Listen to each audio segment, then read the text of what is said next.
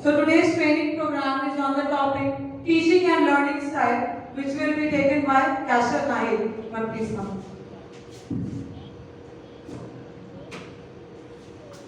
Good morning. Good morning, everybody. So today we all are here for in-house training program conducted by Patna CEO, and the topic for the session is teaching and learning style. Fine. So since we all are in this profession for a pretty long time, and we say that if all the people from the common ground and having the same interest and purpose gather together, it brings philosophy. So I think that the session will be useful for you. And before I roll into the session, I would like to focus a bit about teaching and learning process. What according to you is teaching and learning process? Anybody would like to say? What is teaching learning process? Teaching learning process it means पढ़ना और सीखना। मेरे अनुसार यह जीवन पर्यंत चलने वाली एक प्रक्रिया है। Anybody else? Okay. So according to Bobby Mack, teaching and learning is continuous learning process, and it takes two, means teacher and student. It is a bipolar process which takes two to happen. But many times it happens that when we teach in the classroom, we find that we are teaching, but when we look at the student, we see that they are not taking at all interest in your teaching. Maybe they are hiding their faces and they are whispering when you are writing on the blackboard. So they don't take interest. And in this way, your teaching, learning approach fails. Right? Because you are giving, but the students are not taking it properly. Right? So obviously, we have to take care of it, and I'll just tell you definition, real definition of teaching and learning. Fine. So, in fact, when I was doing my period, I came across a very nice definition of teaching and learning process, and it was by Edward Thorndike. According to him, learning is process between stimulus and response. Stimulus is something that causes a response. Will anybody define what is stimulus? Example. This is a term from psychology. Even I am not very much into the psychology, but stimulus is something that causes a response. For example, right now we are feeling cold and we are just wearing sweater. We can say that weather is a good stimulus here. Few months back we had less cold and we did respond to it. So we can say that the powerful will be the stimulus, the greater will be the response. Right? Now, if you touch the naked electric wire, you are likely to pull your hand back and scream. So that means you can say it is a powerful stimulus. So here you can apply this thing with your teaching and learning process. You are teaching, your teaching should be very much powerful. It should be a great stimulus that brings the response of the student. Right, I say that many a times we teach and the student don't bother for that. And when do we come to know? When we take them to stand, we make them stand and ask them a few questions. They go blank. That simply means they are not hearing us. Fine. So what are the things that gives your teaching a good style and makes it more captivating? What are those things? Fine, we'll discuss. And before we proceed further, I'll just show you a video.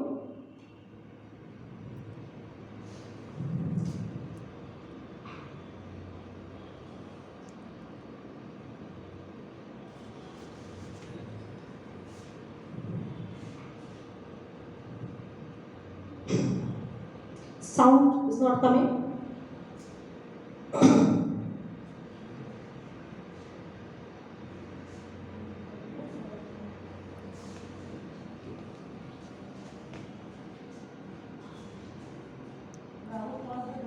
With the worst score in the examination.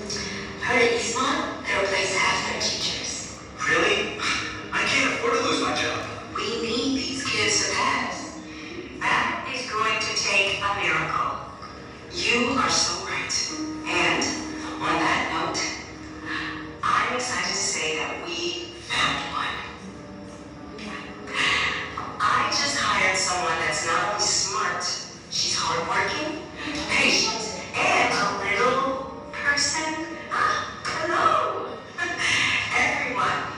Please welcome Miss Brooks. She is your new teacher. I'm pretty excited to be here. Wait a minute. We're all in danger of losing our jobs, and you decide to hire her? Yes.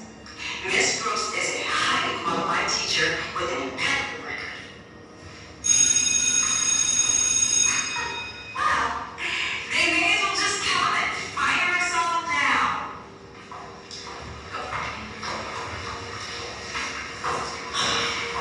I am so sorry about that. Sally's been here a long time, and she's not always very open-minded. It's okay. To be honest, that's not the first time I've received that type of reaction. I see. How about I introduce you to a new class? Sounds great. Oh, I have to warn you. I have a, let's just say, unique way of teaching. Oh, that should be fine. Besides, I doubt that things could get any worse. Shall we?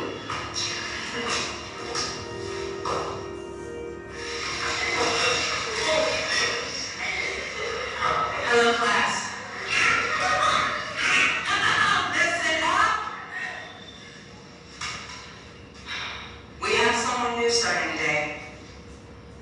Please welcome Miss Brooks.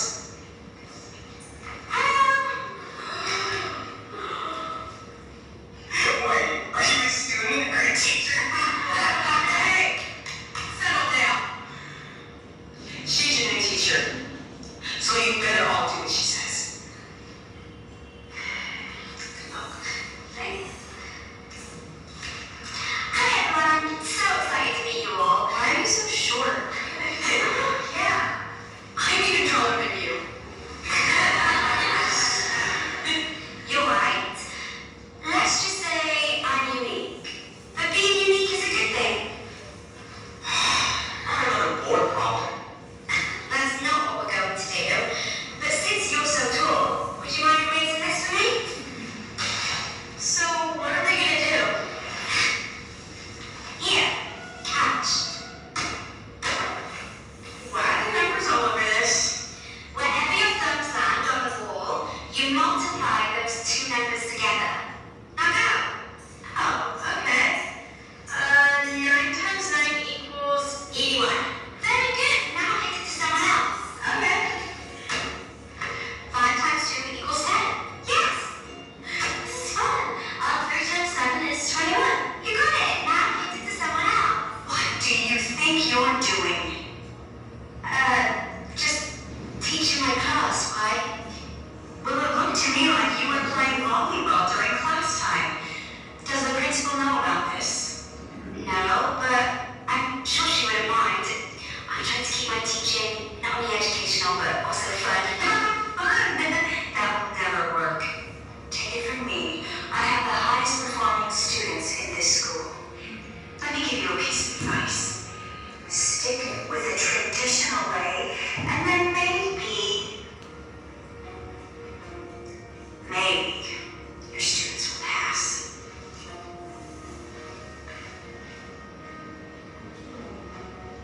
Does that mean we have to stop playing?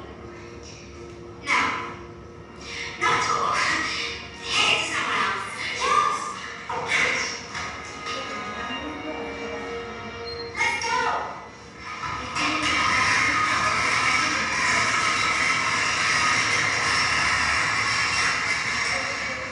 What are we doing here? And what are all these numbers for? We are going to play hopscotch map. Huh? What's that? I'll show you. Can anyone tell me how to solve this problem? Does anyone know the first step? Okay, well, first you multiply 10 by 2, which equals 20. Yes, but don't tell me. Show me. What do you mean? I get it. 10 times 2 equals 20.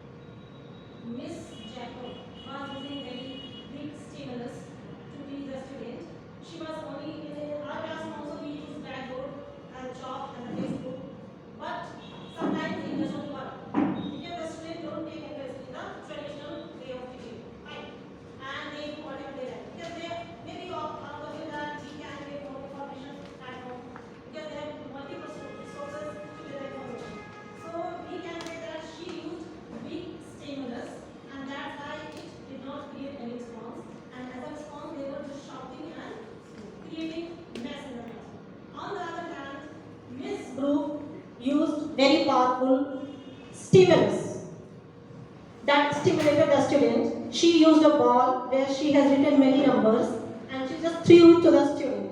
She said that wherever your thumb falls, either you add those numbers or multiply those numbers. So this proved to be a very powerful stimulus, and even the students who were most rowdy students of the school, they responded to their teacher. Again, she introduced hopscotch map. Okay, she just drew the number just like calculator, and she just made the students solve the problem. So this happens with the factual subject like maths, science, maybe with English 1 also.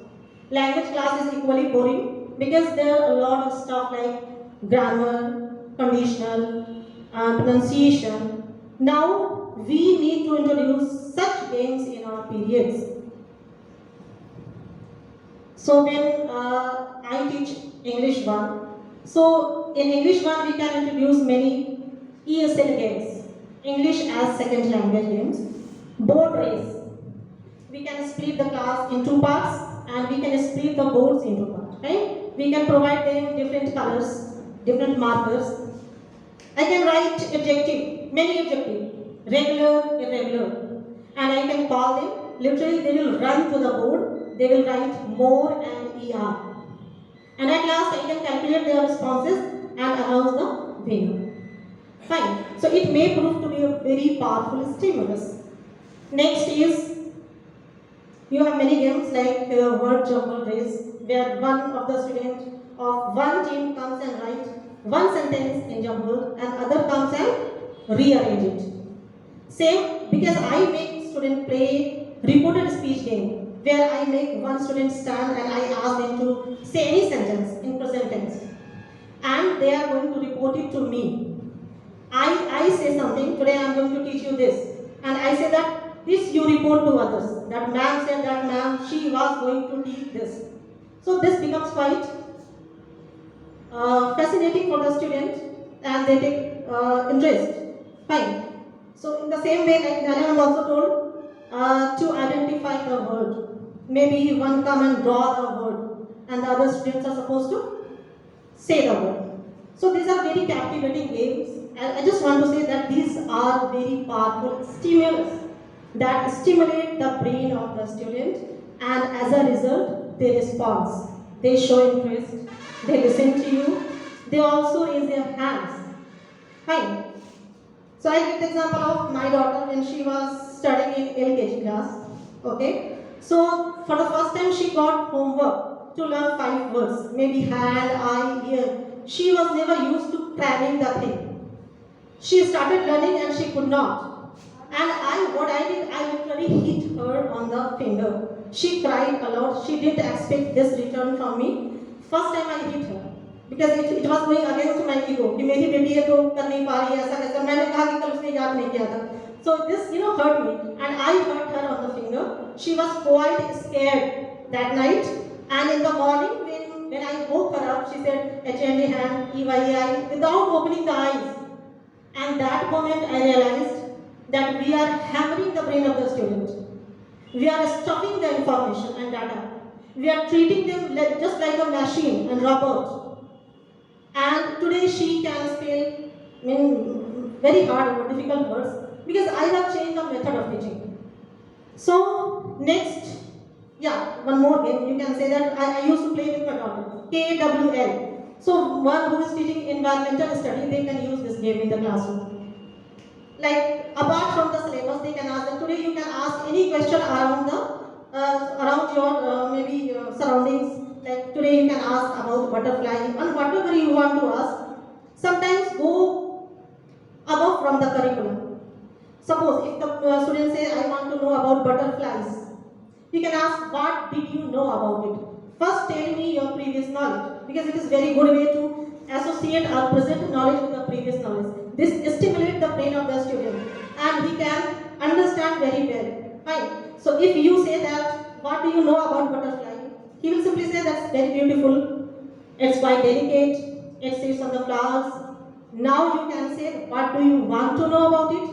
Because children has many fantasies and many curiosities which they don't get around can be in their home. No one is there to fulfill their requirement. So in the classroom setting, you can obviously do that.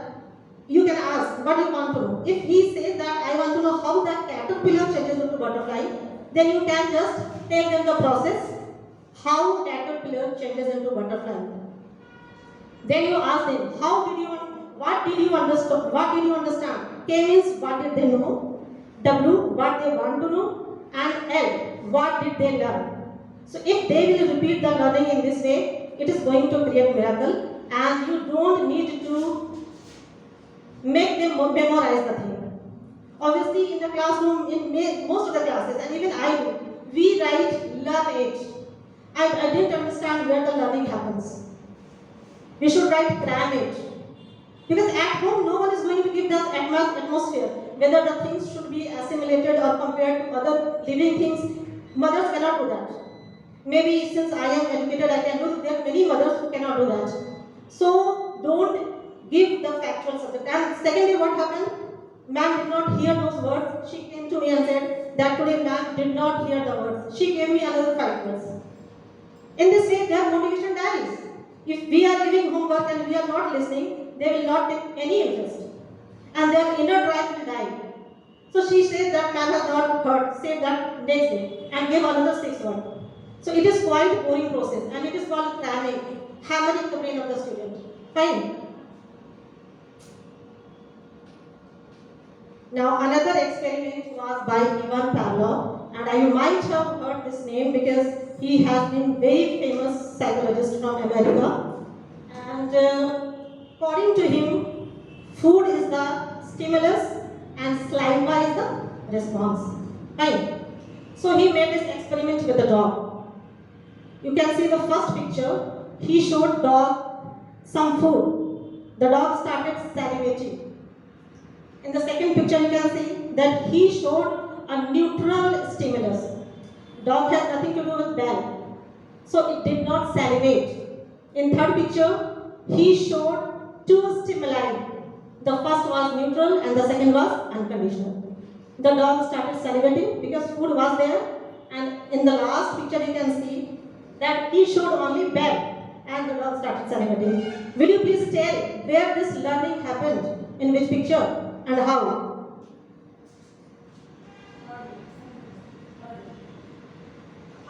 How did the dog learn? Third picture. I feel that what dog likes is present over there, so he could understand that bell is for the food, according to me. Yeah, very good response, Vinay ma'am. Rightly say that in the third picture, we can see that dog acquired. He did not learn. There's a difference between acquisition and learning.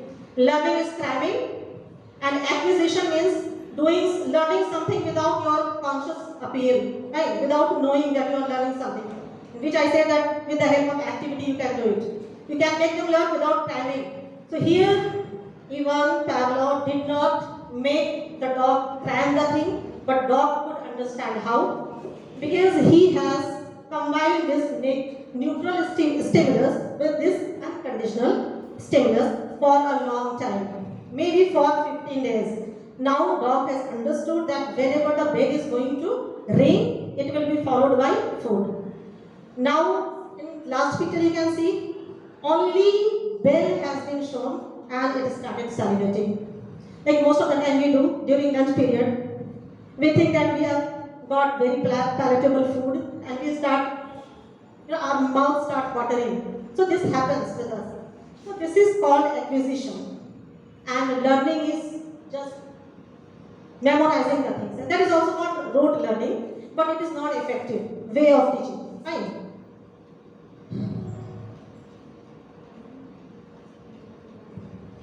When the students come to learn a language, okay, I just tell them that your mouth and your vocal cord has been conditioned by your mother tongue. Since you've been speaking this language for maybe 20 years, 25 years, and now if you want to change your accent, it's going to take another 10 years.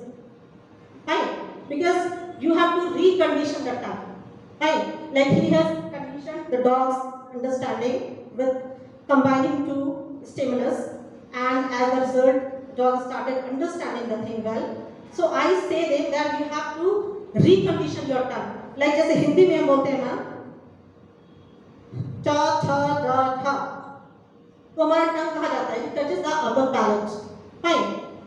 अब जो आते हैं जो बोलते हैं कि अब मुझे ये चेंज करना है, मुझे अमेरिकन बोलना है या ब्रिटिश बोलना है, तो what I say you have to recondition it, because जब हम बोलेंगे थ हमारा जीव टंग बाहर जाएगा, थ बाहर जाएगा, जब टा बोलते हैं तो वो हमारे टीथ को टच करेगा, and this takes a long process to condition.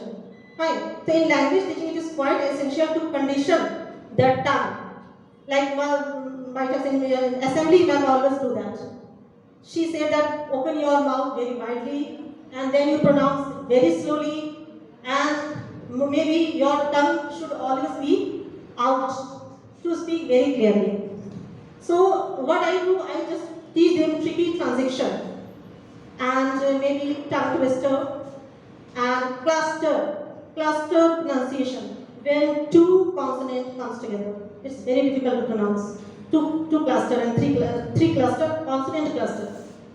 It takes a lot of time. Like N, so I don't say N, the. बार बार टंग बाहर आएगा, Z, da, S, da, L, da, and then phrases, lexical chunks, through and through, through and through, through and through. So multiple times they say this, and their tongues become conditioned, and they start acquiring the accent. So in the language classes, we can introduce such exercises. In English, there are two types of TH sound. One is voiced and one is unvoiced. When we say voice sound, our vocal cords vibrates like va. When we say tha, this doesn't vibrate. So when your vocal cord doesn't vibrate, it is called unvoiced sound, and your vocal cord will vibrate, it is called voice sound. So they don't distinguish. Indian don't distinguish between these two sounds like tha and the. So I need to give them some exercises like then the boy ran off with the window went. All the time the tongue is coming out while pronouncing the, and last the thief thanked his father for thinking of him. All the time that tongue will come out. So the more you will do such exercises, they will be more adaptive to it, and obviously they can learn to pronounce well.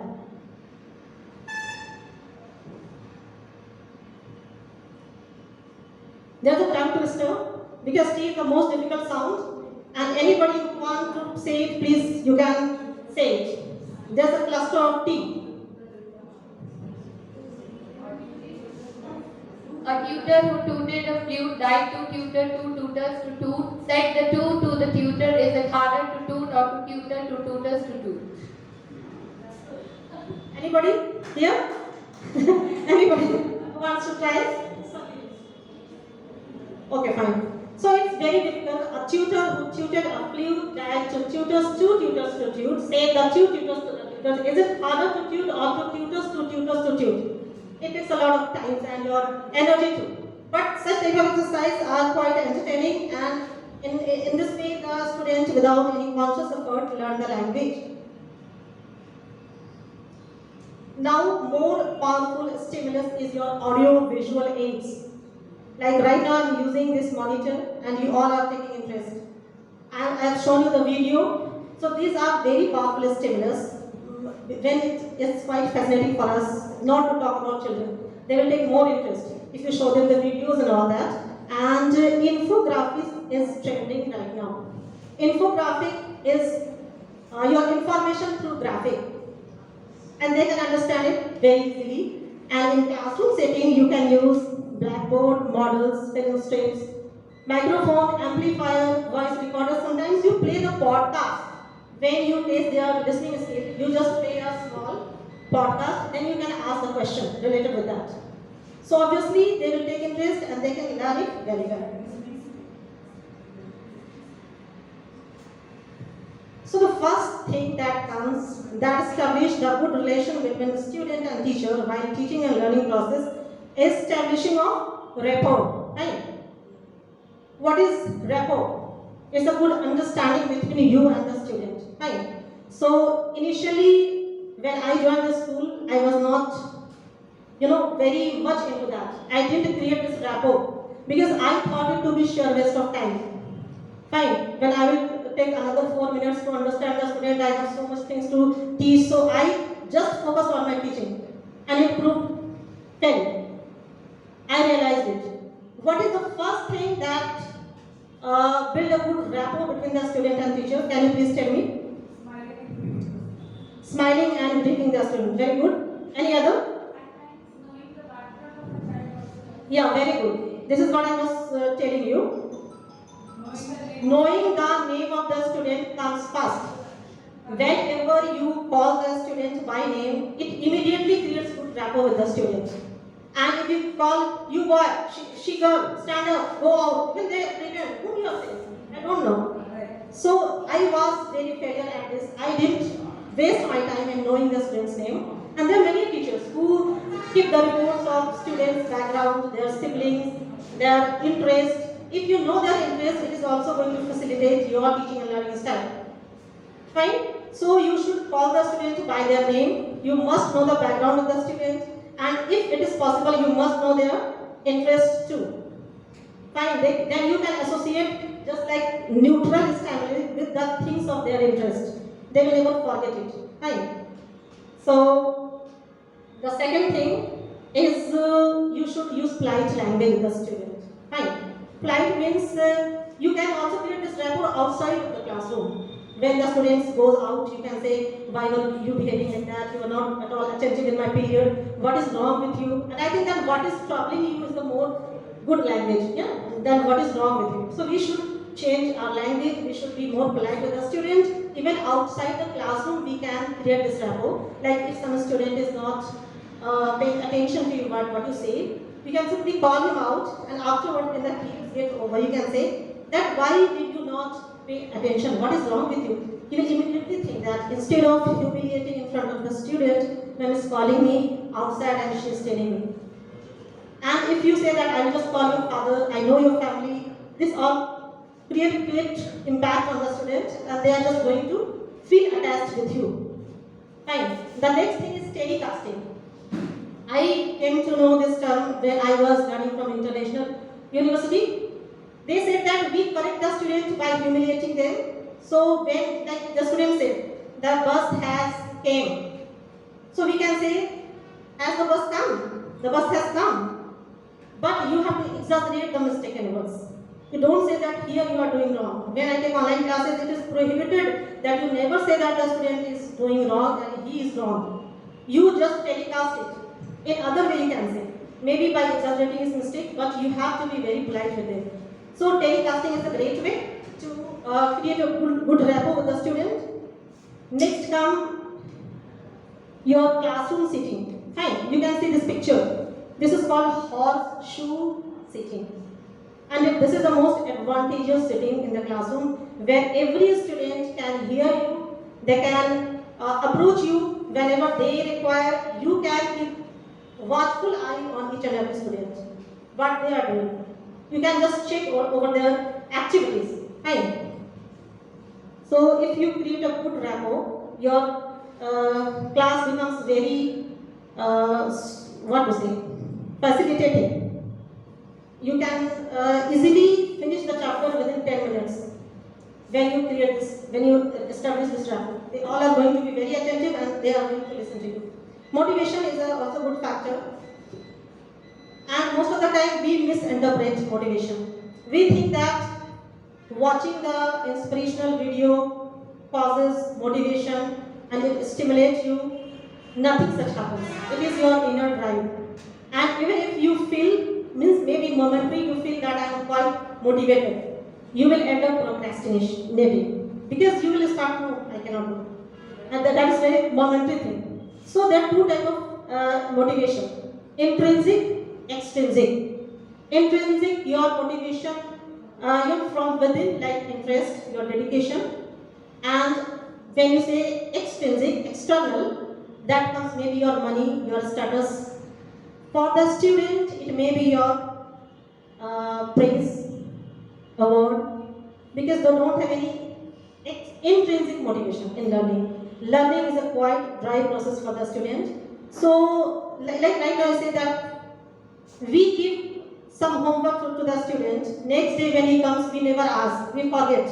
Because we have to hurry up the other things and we give another homework. He lose the interest. Right.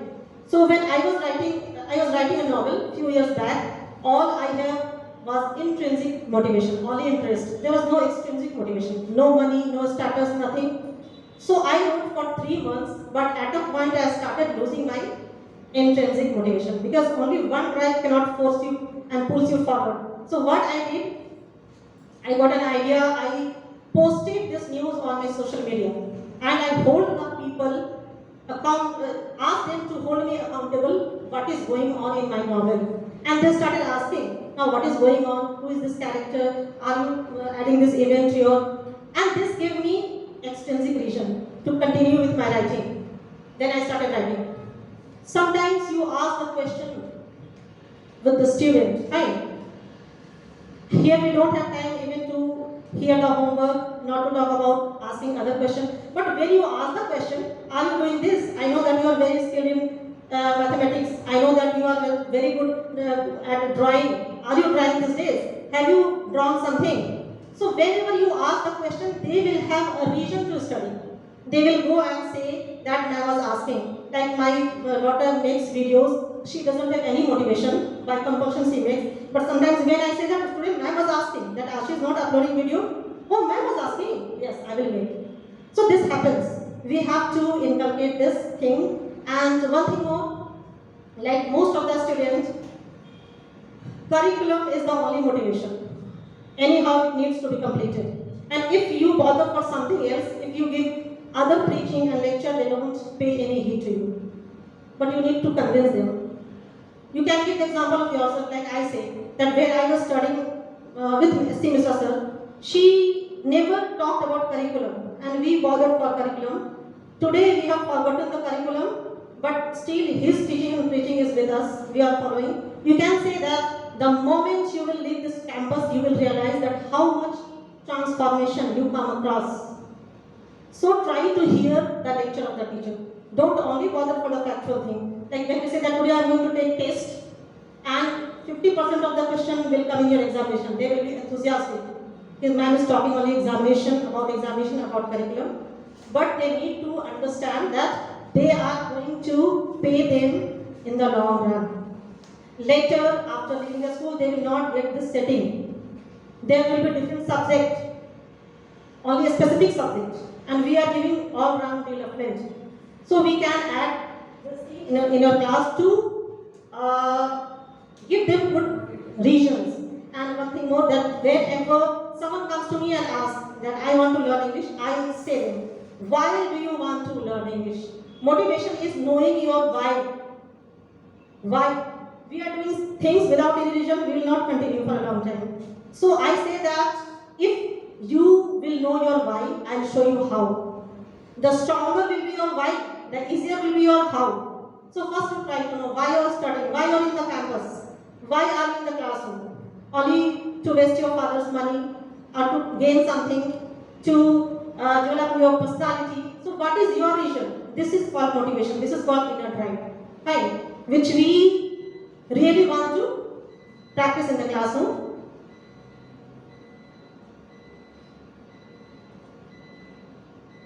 Teacher's language. In teaching, language or any subject matters greatly. And TPR means total physical response. Fine. Most of us take the book and in a very simple way start reading the book, and we use translation method to communicate and to impart our knowledge. This is not at all effective way of teaching. Fine. So for example, you can use the entire body gesture, like gesture, your palm posture, your eye contact, and your stress and rhythm in your language. Yeah. So this makes them greatly interested in your speech. Fine. So like you might have seen in many TED talk, the people say, today I am going to give you a big idea that will change your life. Fine. So why they use this? This is called purposeful palm posture. It is very purposeful. According to science, it creates 12 times more impact on the student than your general preaching. But it should not be distracting. Like you are saying something else, it is going somewhere else. It should be complementary to your language. Fine. So it greatly impacts the student. Your eye contact, like you have to hold your eye contact for few seconds. Like it is called coffee cup eye contact. In the restaurant, you might have seen that the people, the waiter, they place the coffee very slowly, so that it may not spill or they will be fired from the job. So this is called, one day I was looking at Anna, she was using this posture to teach English and I appreciated that. That's very powerful palm posture. You should always use the palm posture to attract the student. Also you have to use your intonation. When I teach Merchant of Venice, I become Portia sometimes. And when they see the man is speaking just like Portia, they say that, may I speak of Shylock, Antonio? So you say that merely delivering of dialogue is not effective, you should bring some tone into it, and that is going to pay you. Few days back, not few years back, CEO of Google, Pichai, Sundar Pichai, he introduced a new feature of Google Assistant. He just gave a demo between two conversations. One was between the human and the second was between machine and human. And nobody could detect that which one was real and which one was artificial. Do you know why? Because he has put all the human inflection into the machine. Now when you call and ask any question to Google Assistant, she will use okay, that's great, okay. This is human capability. We change our tone. This is, and what is the difference between human and robot? Robot cannot change the tone. They use and they don't make mistake. We make mistake. They don't get tired. We get tired. So sometimes when we get tired, like I'm getting tired, I'm using some crutch word. Or like well. So this is the most famous scratch word. Now you can listen this scratch word in Google Assistant. So now you can associate it when robot is being human, why we are being robotic. We should also be a lot of inflections, like when you are teaching language, story teaching. Like instead of saying that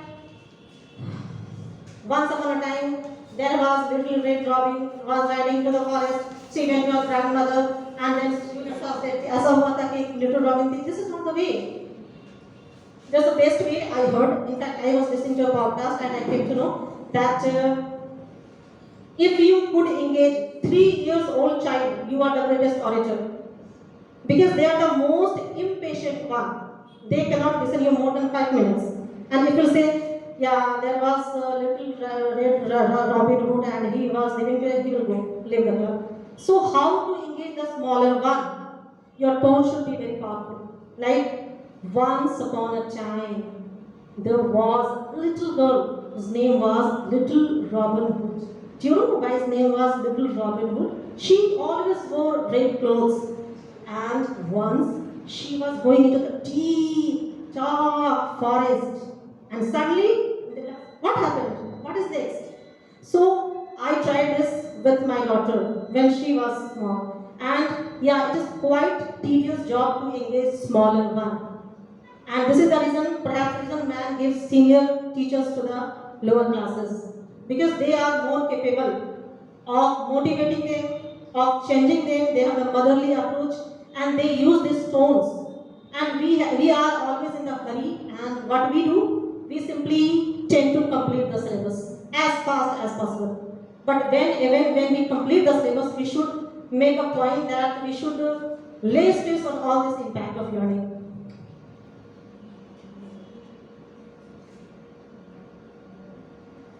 Use the stick as the last resort. Most of the time, we keep holding the stick throughout the class. Okay? And whenever someone don't listen, start. जब कोई नहीं बोल रहा उसको जाकर पीट देते हैं. We keep beating, and they also keep playing with it. Okay? Like now it's your turn. He will get beating, and they enjoy beating. They are like they enjoy beating. What will man do? More than that. Last resort means last alternative. It should be a last alternative. For example, I am giving my example. I scream at my daughter all the time. And the mothers, I think that's all are alike, they scream on their children all the time. The student, the son and the daughter thinks that it is mother's habit. So what happens if you are on the road, he is passing the road, bus is coming, and at that time when you scream, will you stop? Will you stop? No. Because he thinks, ma'am, the mama always shouts. So we should save our scream and this stay, so that the day you will pick up, the world stops.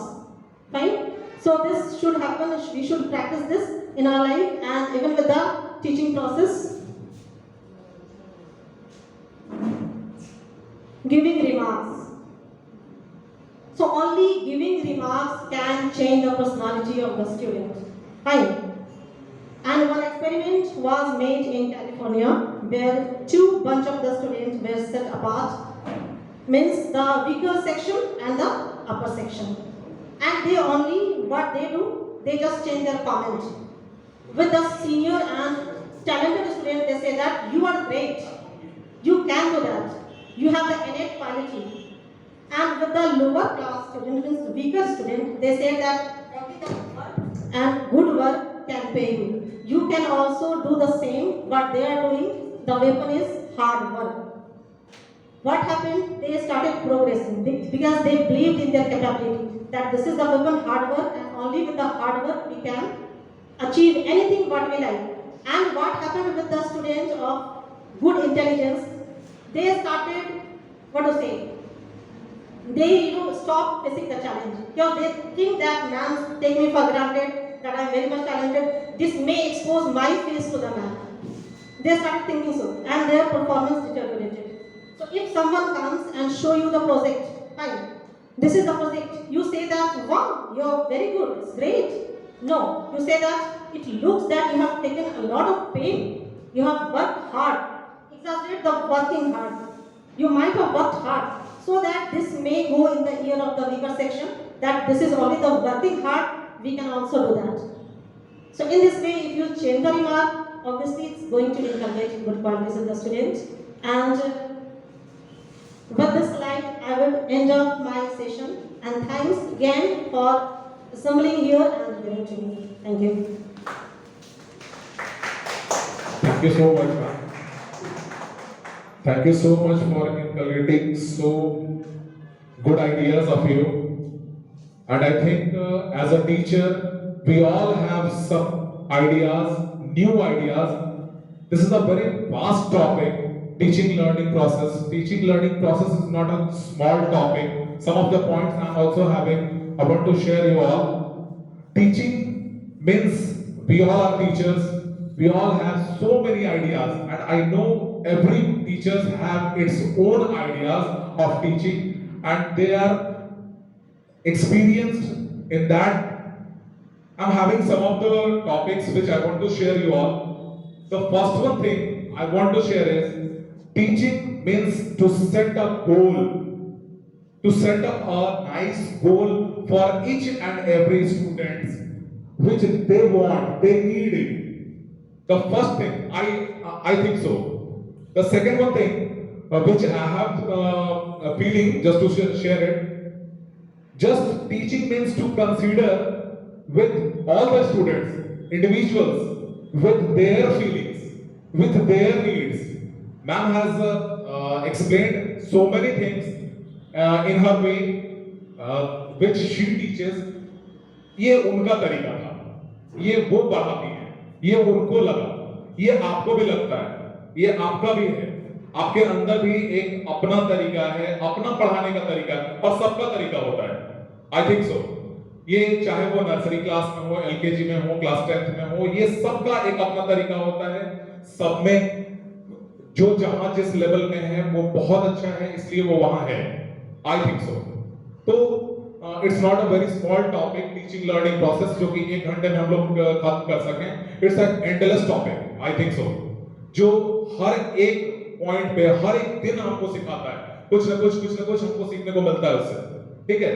तो हम लोग जो समझते हैं, जो हम लोग कई ऐसे ट्रेनिंग से सीखे हैं, ये टीचिंग है, लर्निंग प्रोसेस है. लर्निंग प्रोसेस का मतलब कहीं कोई एंड नहीं है उसका. लर्निंग प्रोसेस लगातार चलता है, हर दिन चलता है, बच्चे सीखते हैं, हम भी सीखते हैं, हर दिन लर्निंग प्रोसेस चलता रहता है। तो कुछ एक टॉपिक्स जो हम आपको बताए, एक तो सबसे पहले we have to set a goal. सबसे पहले तो एक गोल सेट करना बहुत जरूरी है and motivate each and every student. जैसे मैम ने बताया कि क्लास में एक एक बच्चे को पहचानना विद देयर नेम्स, ये बहुत जरूरी है। वैसे ही एक एक बच्चे को मोटिवेट करना मेरे हिसाब से सबसे ज्यादा जरूरी है। उनका मार्क्स हमको लिख लेना, डायरी उसका एनेक्डोटल रिकॉर्ड बना लेना, this is not a thing. Teaching का मतलब टीचिंग, वो कुछ सीखें, हर दिन वो कुछ सीख के जाएं और एक्सपीरियंस करें, हर एक दिन एक्सपीरियंस करें अपने आप को विथ न्यू आइडियाज, अच्छे अच्छे आइडियाज के साथ। इसका कोई टॉपिक, ये टॉपिक ऐसा है जिसको हम लोग बार बार इस इन हाउस ट्रेनिंग में यूज कर सकते हैं। इसमें अपना अपना आइडियाज लोग शेयर कर सकते हैं। Is it clear? चलिए फिर, thank you so much to all of you and thanks COE CBSE Patna, CBSE new Delhi just for the training, in house training जो हर दिन हमें सिखाता है और हमें हर दिन, वी आर लर्नर्स, हम लोगों को learning process, teaching process proper रखना है। Thank you so much all of you and thank you Qaiser ma'am once again. Okay ma'am.